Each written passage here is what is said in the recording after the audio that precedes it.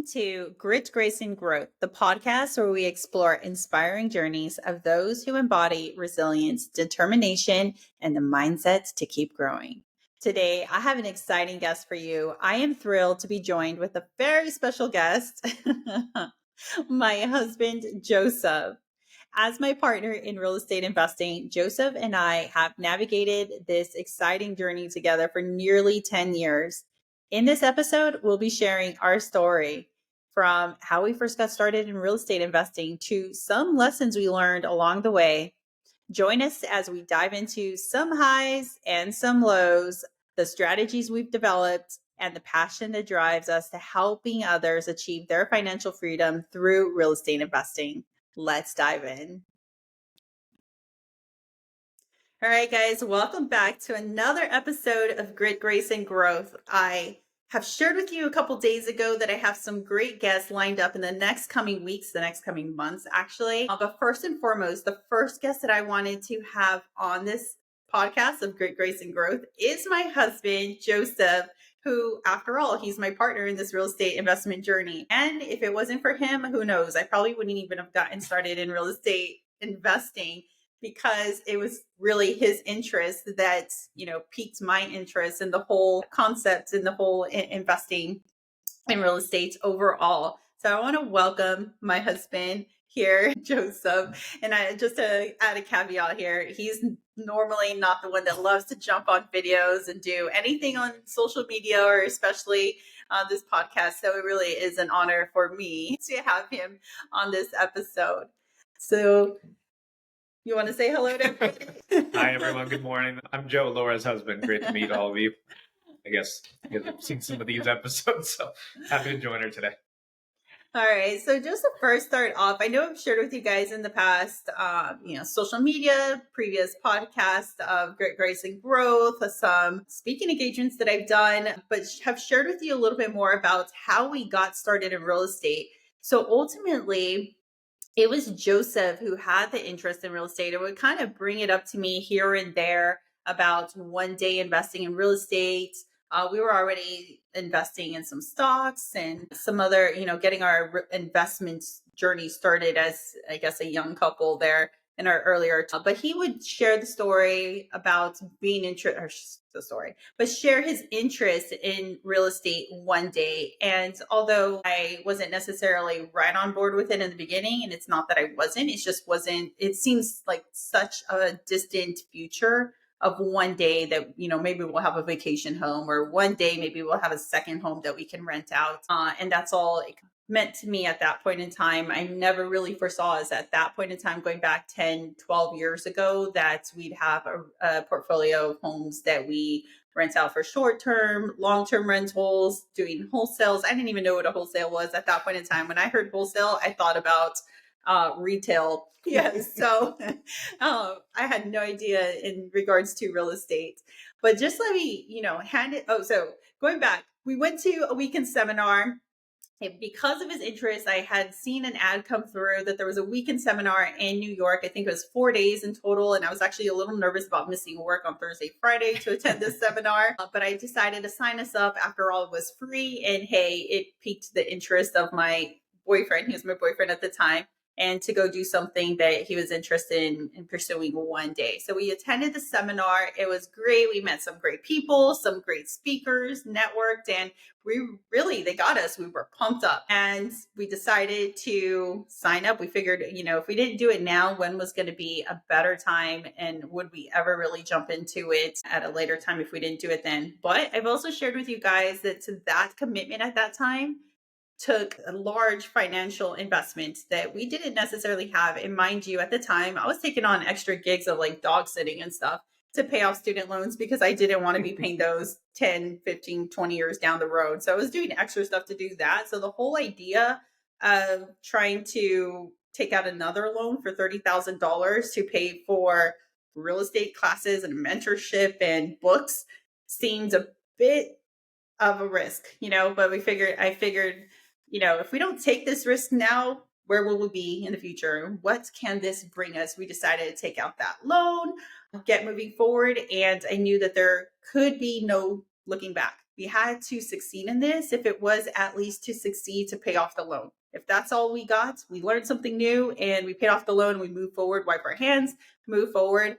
But as I've shared with you guys before, it has paid off tenfold in with the plans that we have in the future. I'm nothing short in believing that those things will come into fruition as well in the future. But now let me thank my husband for getting us started in real estate in the first place with his interest. So what was your interest in real estate? Had you always been interested in real estate, or, want to be a real estate agent, or had you always been interested in real estate, or was it just, again, kind of like my previous idea, like one day having a second home or another home that you can rent out? No, I think I've always just been into architecture, really liked houses, I guess, and different designs and so forth. But I think what really got me, it's like my dad really pushed me into learning, I guess, a little bit more about real estate. When I was in high school, he actually said, "Hey, go buy yourself a house instead of a new car." What did Joseph do? I went and bought myself a new car in high school. And then after that, I thought I was going to be a cop for 25, 30 years. And I said, "Hey, I'm going to be retiring in my maybe mid 40s to early 50s." So there was a sense of like, hey, what's going to come after that? Will I have investment properties? It's something that I really just kind of planned ahead to. I wanted something for retirement, something that was going to be better than saving up money, for example. So just have money parked in a property, so have assets and have rentals to get me by for the next 30, 40 years. And then that's kind of that. I mean, career kind of took me in this direction. And So you're it's been not a fun. cop. You didn't end Not a up cop. going down in the path of law Yep. enforcement. Plans kind of changed. Yep. And so here we are, or fast forward from then, we're both originally from California. I was living out east. Eventually he came out east as well. And we were living in New York City at the time when we went to the seminar and decided to sign up and jump in. Were you Okay. nervous when we took out that loan? I was a little nervous. I mean, when you're that age, you're like, oh my God, $30,000, that's a huge investment. And it is a big investment. Mm-hmm. But then when you start thinking of it in the long run, the return that you're going to get, even if you just break even, you learn something and you break even on that investment, you did a couple deals, whatever the case is, you're breaking even. But when you start seeing the returns of that on the back end, you're like, okay, 30,000 is a minimal investment to make. Yeah. If you're going to get a lot further ahead.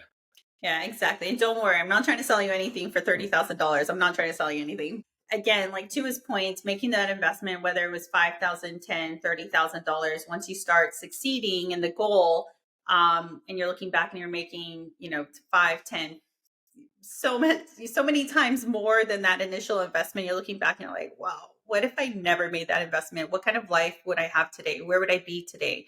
And I can tell you that even for myself, I would be in an entirely, I would be working in corporate America. And don't get me wrong, I was completely satisfied. I was happy. I was striving to meet certain goals, sales quotas, moving up the ladder. And I was happy for so long until eventually my priorities started to change a little bit after having children, after our second child, our daughter, and just wanting to be home and present more so with our kids, and being able to attend my son's jiu-jitsu practices without having to worry about my schedule or asking for time off. But again, would I be able to be where I am today if it wasn't for real estate, or having taken that investment, almost 10 years ago? Because it was real estate that really kind of gave us that flexibility and being like, okay, we can take a leap forward and go all in on this, or it's supporting us enough so that we can go in on real estate full time and scale that, or build our other businesses that we are growing and building on the side. Yes, exactly. Your investment of $30,000 or whatever it may be, no matter if it seems significant at the time, you really need to evaluate where you want to be in the long run, and whether, would you feel comfortable with yourself looking back in 5, 10, 40 years and knowing what could have been if you never jumped in? And I'm not even just talking about financial investments, really investments of time, taking a risk, stepping out of your comfort zone, whatever it may be. And I'm not, again, talking just about real estate. It can be anything, taking a leap. Okay, so before I digress too much, going back to real estate. So we jump in the first, so many weeks, they give us our books there at the seminar. They gave us like not a duffel bag, but like this big old bags of books to go home and study all these different methods from, landing, flipping. So flipping properties, how to get properties off market, wholesaling method, BRRRR method, like so many different methods, like some that we don't even necessarily use. And I have the books, I should go back and reference them to get into other methods as well. And we probably will one day. But right now we're just so focused on certain methods that are working for us to scale up to our goals. But so they gave us these books. We took the train back home to our apartments. We were just kind of sitting on it still, like, what do we do? We need to make this work. And from there on out, so we still had corporate jobs, our regular jobs that we'd go to from 9 to 5. Well, actually, I worked from home most of the days, but still clock in 9 to 5. And after work, Joseph would get home, around 5:30, 6 o'clock, and we would make it date out of it. So we'd make some dinner, a quick dinner, and sit and do once a week or so, or a couple times a month. They did online webinar courses, which were live. So they weren't pre-recorded. They were live. So we'd have to be ready on time to attend those courses. So we'd attend those, take notes. Other than that, we were reading through books, learning the terminology, learning the processes. So reading through the books, I would read through one, make my notes, have conversations. We switch books and whatnot to get familiar. So we're studying and learning this stuff. We'd go to Starbucks on evenings sometimes to have a change in scenery, or weekends go to Starbucks. There was a really cool one that was pretty new to us at the time. It was one of those reserve ones. Also, although we never went and got a beer, but we'd still go, like, where they had like the beer there as well as Whiskey tips. that one didn't have the whiskey, the Okay. one on Broad Street.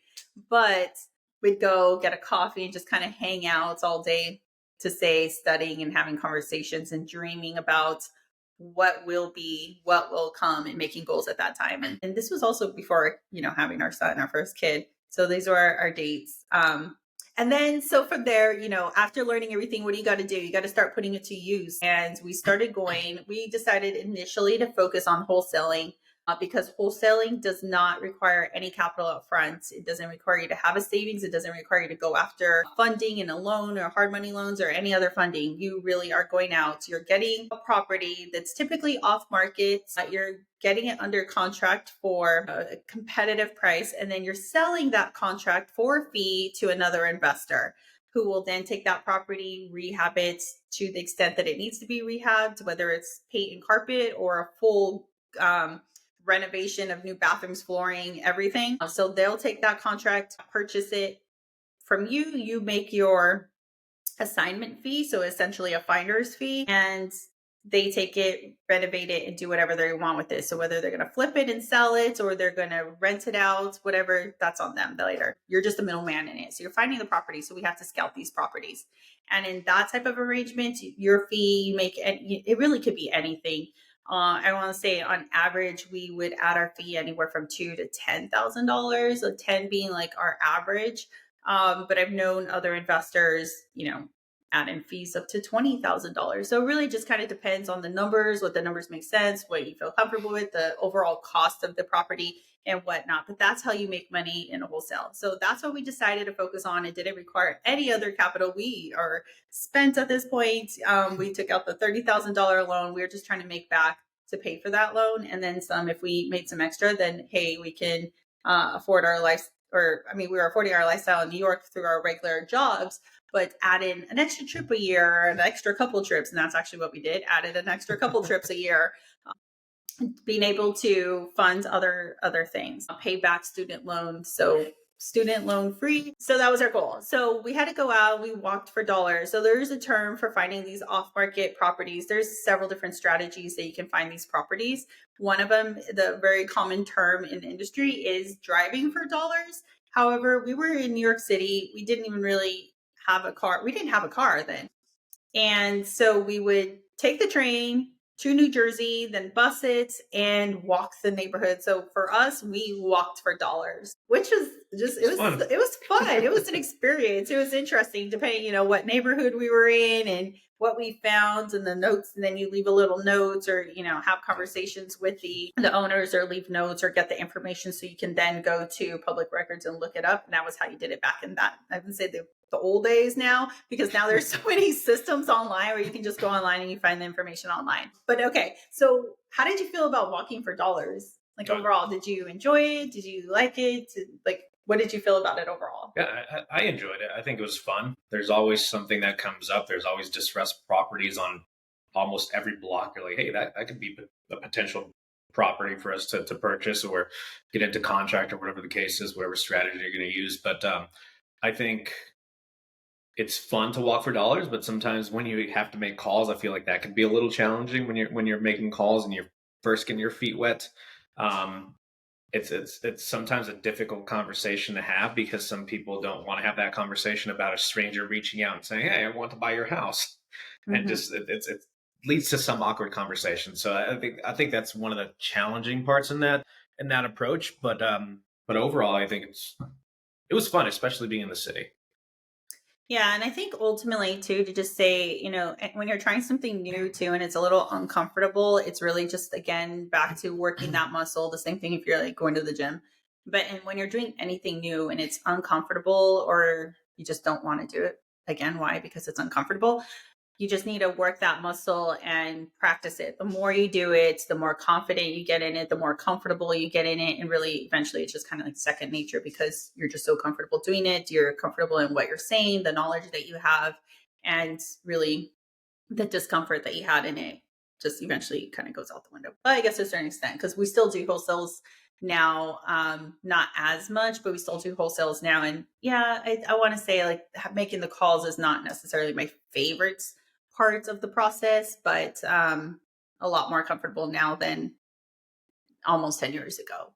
All right. So yeah, so we'd walk for dollars, we'd find properties, we had notebooks, and we would jot them down. And I don't even know, did our phones even have picture thing? Yeah, I Yeah, guess yeah. So we took pictures, but but they were like super grainy and yeah, yeah, like so we did have pre-framed. pictures. Okay. Yeah. But I was thinking about my storm. That one like took like very limited photos Oh, the storm was terrible. Yeah, because it was like back when, the space on them was so limited too. yeah. But anyways, okay. So we jot down the addresses. We'd go to the clerk's office, look up information, or mostly the clerk's office. So it would be a whole other day trip. Another time is taking all the addresses that we found, going to look up the information to find the owners, and then reaching out to them and having those conversations to get them under contract. And sometimes you'd even get callbacks from those notes that you leave on Yeah. people's doors. Or that one in Jersey Hmm. City. Got a Yeah. call back from that one, and a second one in Jersey City as well. And then I went out another time to see that property in person. They were, I guess they were doing like a gut renovation on it and looking to sell it. So Hmm. got a note back from that one, and Yeah, I or forgot got a about call that back one. from that note. Yeah, Hmm. so it's a little bit of everything. You have to try everything. Leave notes, send emails, make calls, whatever you have to do. Yeah. Um, then ultimately, what would you say was one of the hardest parts in the beginning? So, like before we ever got our first house under contract for you, what was one of the hardest parts that were just like you felt like overwhelmed or moment of wanting to give up or just being like, is this for me or whatever it may be? Like, however, it was hard. What was something that you would say was hard for you? I think the hardest part of it was just getting started. I think ultimately, I mean, you're walking into something new, and the way people phrase it or frame it is, man, buying a house or getting into real estate is so difficult because you have to have this, you have to have everything lined up, and everything. But it's really just about having conversations with people, talking to people about the process, learning the process from them, having them kind of guide you in different ways. I mean, whether it's a mentor, whether it's somebody that you're working with on a loan or another investor, whatever the case is, there's just have conversations with people. I think that's what makes it easier. But getting started, I think, is the hardest part with any type of deal. Yeah, I think so too. And then just to kind of piggyback on that and add to that, I think, even for yourself, I think one of the hardest parts was just like you wanted to just keep educating yourself, like Gotcha. rereading, like you read and you learned Yeah. so much. And then we're kind of going and then um before Analysis we by do something, I'm paralysis. like, oh, we can do this. We're like, we can get this on it. And you're like, let me go back and read about that more. And I'm like, no, we have it. We have it. Like, we don't need to read more. Like, there's always room to learn and grow more, but you can't sit on the sidelines just trying to read and learn more. Eventually, you just got to act from it and learn. Like, being on this journey, there's other lessons that have come up even when we thought we were so comfortable in the situation and the investment we're making. And then after we're moving forward and it numbers come back and don't align, we're out of budget, something, deadlines are getting extended, which means more money, just so Big many part of other it. Yeah. things. So there's always, you can never really have everything perfect to be as prepared as you can, but it's not always perfect. And I don't know if it ever can I be don't think it ever will so be. perfect. But you're also still just always learning about when you're doing it. But yeah, so, and then I also, when you were telling the story right now, I just kind of had a memory back on when we had our mentor come out. So the Oh, yeah. package that we got, we had the mentor come out and we got to choose within a year, anytime within a year, as long as it worked with her schedule, she would come out to our field to hit the ground running with us. And, I won't go into so much detail. We after being in it a few months, studying, learning, we decided to have her come out to New Jersey. So we hit the ground running, went and looked for properties, scouted, learned from her, what to look for, how to speak to them, how you should approach this and whatnot. And it was really great. I really think it was having a mentor gave us that extra boost of confidence to go out and be like, you got this. Like, you already know enough. Like, we were learning, we were out there already, trying to make an effort, but her reassuring us as well, like, you don't need to overthink this. Go out and do it. And then we still had her access to her for the remainder of the year. But a funny part of that is one time actually twice it happened on this weekend visit with her, because she would drive around with us in the car and we're having a conversation about certain properties. And then out of nowhere, Joseph says something and then he's like, oh, my bad, or something. What did you say? I don't know what it was. It was like, my bad. I just looked at him and was like, what are you saying? Anyways, yeah, it's definitely, it's so just so funny. It was so funny to me that I just looked at you and then a face you made back and be like, oh my gosh. Our son knows about that story. Now he knows not to say that phrase or use that phrase. But yeah, he'll still probably use it just to get under your skin and make you laugh. But okay, so yeah, so we had the mentor, we were focusing on wholesaling, and we got eventually our contract under sale.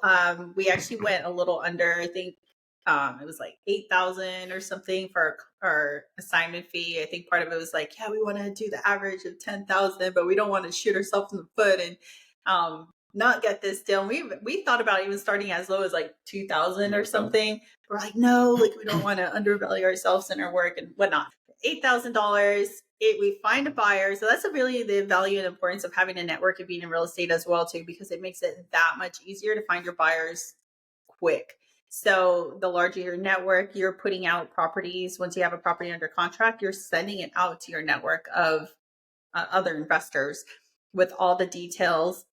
And within, hours, you'll have emails and inquiries on it. Like, does it have this or this? Like, I want more information or whatnot. So it's, fairly easy to get that closed and assign that contract over within a day or two. And then from there, you send all your information to the title company, or in New York, you use an attorney. Several Northeast states, you use an attorney for closing. But we'll go into maybe another episode specifically on all the details on wholesaling. But in this example, so this scenario, reflecting back, we close on that, and we, a little while later, you get your check for your assignment fee of, it was just over $8,000. And how did you feel when you first saw that check? I was already kind of thinking about the next one. All right, let's do the next one. Let's bring some more in, maybe another 8,000, another 10,000. And you really just start kind of wiring your brain that way. Think about the next one, This one's done. Let's move on to the next one. Let's bring more in. So I think in the real estate world, whether it's a wholesale, whether it's another purchase for a rental, whether it's a buy and hold or fix and flip or whatever it is that you're doing, always be thinking about the next one once you get into that finish line on your current deal or current deals, if you will, because some people work multiple ones at a time. Yeah. But always be looking, I think.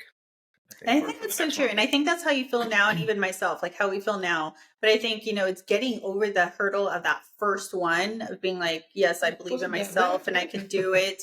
But then once you do it, being like, I got it. I did it. I really can't do this. Like, I thought I could do it, but I really did do it now. And I know I can do it. So, just that excitement from that, because, we were going in all in on this and we're like, yeah, we will do this because we got to pay back that loan. But after getting that first one, being like, yep, we actually did it. We got it. Keep going.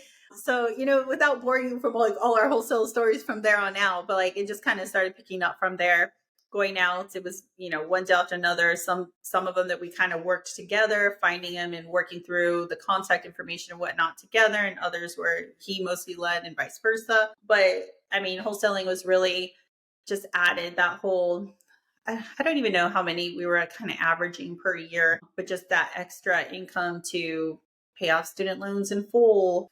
I want to go into his information, but my student loans in full was like nearly $100,000 from undergrad to grad school and interest, but paying off student loans in full into taking a couple European vacations a That's year. Before we even had our first son, being like, oh yeah, we have 6 year vacations planned for this year or whatever it may be. And just kind of living the lifestyle that we had when, prior to kids. And it was fun. It was fun. And I'm thankful for it. Just so many different memories to look back on from our real estate investing journey and what are different goals that we had set in place to, how many wholesales we want or what amount of profit we want to make within a certain quarter or year or whatever it may be. So it was fun. And then eventually, so like 2019 is when we started deciding like, okay, let's take some of this money and reinvest it in buying a property, start growing our portfolio, which at first I thought, like we'll buy one property, maybe a few years later, another property. And that was just kind of like the thought of it in 2019. I remember we started looking at properties. Was it 18 or 19? around 18 into 19. Yeah, I think it actually was 18 at first. Like the first one that we put in the bid on. It was a really small one, but we had plans for it for Airbnb. It was really small. It was off market. It's very distressed property. Very distressed, but it was a nice location, and it was like by a really good Airbnb location, or like where tourists would go to go. Yeah, golf course and West Point is right next to that property. So that would have been a nice one if. Yeah, I mean, but as I say, without going into it in too much detail, that you don't win them all. And we didn't win that one. We really thought we were going to win it. I kind of got ahead of myself a little bit because I was like, oh, yeah, like they gave me a contract or not a contract. Like they said yes to my number. They were showing interest and this was our first buy. So like it was a learning process again. So it was like, yes, like I think we got it. I think we got it. And then to find out, later that day that another buyer came in offering more.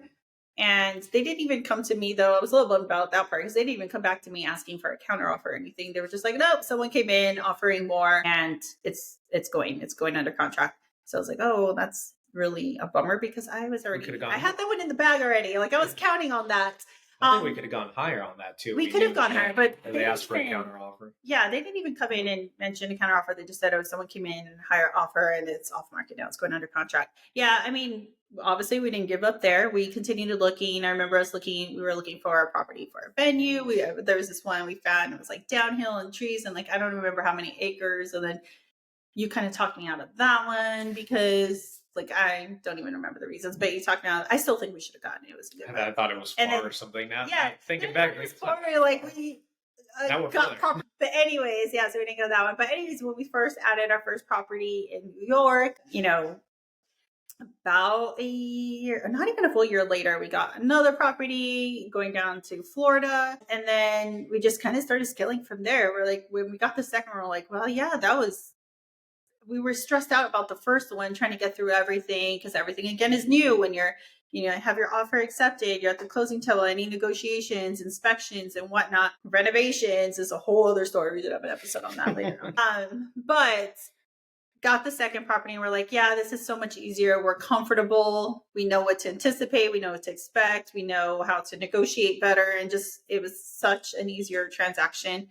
And then it led to the third and the fourth. And then they just started getting quicker. So closing on properties quicker, fighting them, making offers, closing on them quicker. And now just being so comfortable with it in the sense of like not saying that there aren't hiccups day to day because there always are hiccups, but just getting a lot more comfortable in what it is they're doing and what we're looking for, what we know what the numbers need to be, try to leave some space in those. If it's, like a flip that you need to hold it for so long, adding a buffer into that, even if you're going to rent it out, if it's going to be a rental, adding in a buffer, because no matter having a budget for renovations, we always see like something happens to come up that's not known or found in the inspection.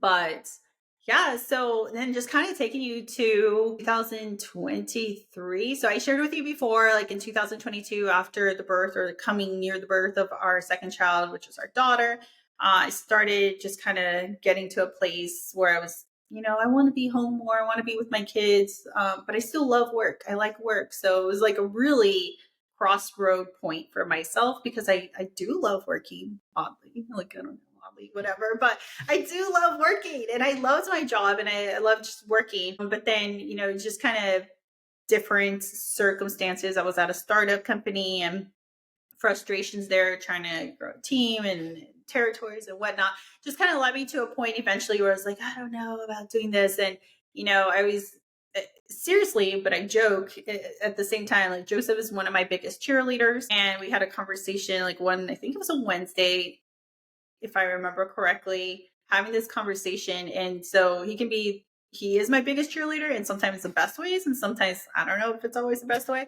because we're having the conversation. He was like, well, just quit.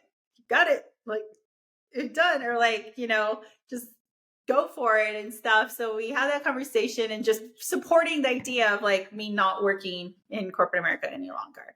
And it just was all very quick from there. No longer, and figuring out, being like, okay, well, we got to make this work again, going back to getting that $30,000 loan like 8 years earlier, of making it work, but just figuring out, and spent that whole summer trying to figure out, where I stand, what can I build. Real estate isn't the only thing that we do. We have other businesses. So thinking and trying to plan, what are we going to scale first? What are we going to build first? What am I going to put all my time and energy in? And it was really trying to take on 2 or 3 things at a time, and just learning and listening to feedback. So it's not just, you can't just continue moving forward and trying to scale what you think is right. Like, obviously that's like a good idea and a parameter to start growing, but taking feedback from mentors, from other people who have done it already themselves, from, even now that we have a community of students, taking feedback from them and implementing that, to continue scaling and getting better and having a stronger and better offer, and with our courses, and then with our scaling from our mentors.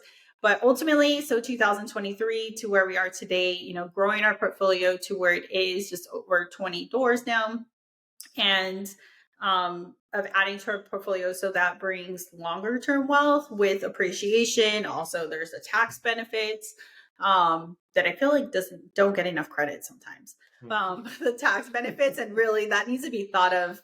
It's so significant. But tax benefits, appreciation, as those properties will increase in value. And even then, several of them over the past year, or even going back to a couple of years ago when we started growing the portfolio, the amount of value that they have increased in just 2, 3, 1 year. It's crazy. And of course the market will fluctuate, but that's a stable book portfolio that'll continue growing and building longer term wealth for our retirement, a future, building a nest egg for our children and whatnot. But then of course there's the passive income that comes from those as well, from renting them out, whether it's short term or long term. And then obviously if it's a flip, well, the flip is not being added to your portfolio. It's temporary. You add it to your portfolio, you're flipping it and selling it, taking the proceeds and doing it again. But it's not staying in your portfolio long term. But ultimately, before again, I digress because I go into stories and I just start talking. But so growing our portfolio and how much it's grown over the past year, looking back on that, like looking back onto May 2023, so just a year and 2 months ago, like did you think we'd be here today, now? I thought we'd be here. I just didn't know how soon, especially in such a short period of time. Yeah. So, like, how do you feel about it being a year, if you will, or just over it? Well, a year. I don't know. It's hard to really put Like, a feeling on it. sometimes unbelievable, but then at the same time, still being like, yep.